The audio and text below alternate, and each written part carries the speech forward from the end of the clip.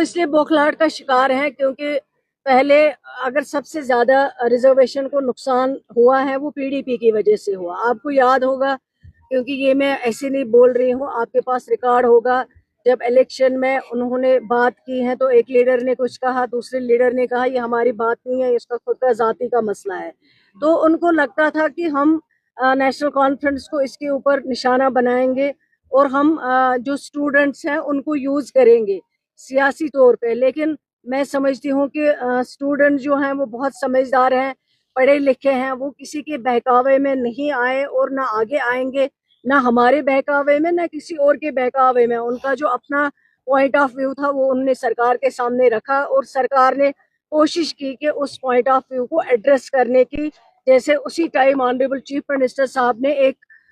Sub committee बनाई और sub committee ने इस चीज़ को एग्जामिन किया, रिपोर्ट दिया और रिपोर्ट में फिर बीच में जब रिपोर्ट सबमिट किया उस टाइम उसमें कुछ क्वेरी आई और क्वेरी को फिर उन्होंने एग्जामिन किया सब कमेटी ने और लास्ट पे फिर रिपोर्ट सबमिट किया और इंशाल्लाह अब ये रिपोर्ट जो है ऑनरेबल एलजी साहब के पास पहुंच गया है। जब वो इसमें अप्रूवल देंगे तो तभी इंशाल्लाह पब्लिक एम्स का क्योंकि ये हमें भी दुख है कि जम्मू का जो एम्स हमारे लिए जम्मू कश्मीर एक जैसा है, हमें कोई फर्क नहीं है। वो लोग जो डिस्क्रिमिनेशन करते हैं वो उनके लिए जम्मू अलग है, कश्मीर अलग है, वो लोगों को बांटने की कोशिश करते हैं। लेकिन नेशनल कॉन्फ्रेंस ने हमेशा जम्मू कश्मीर को इकट्ठा रखने की कोशिश की है, चाहे वो कादिसानी फारूक अब्दुल्ला साहब की बात हो, चाहे वो honourable chief minister Omar Abdullah साहब की बात हो। एम्स को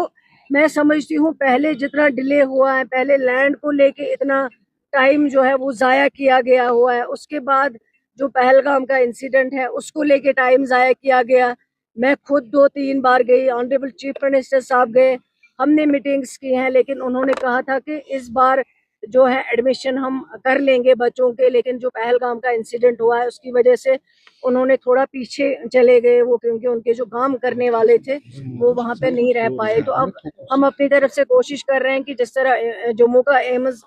अपने टाइम के अंदर फंक्शनल हुआ है और कश्मीर में तो ऑलरेडी डिले हुआ है। हमें वैसे ही हेल्थ सेक्टर में काफ़ी ज़्यादा परेशानियां हैं यहाँ लोगों को। हम चाहते हैं कि हम कोशिश कर रही हैं सरकार, हालांकि हमारा इतना नहीं है, ये डायरेक्ट वहाँ से इसका पैसा आता है, लेकिन हम इसको सुपरविजन कर रहे हैं, कोशिश कर रहे हैं, उनके साथ मीटिंग्स कर रहे हैं कि ये जल्द से जल्द एम्स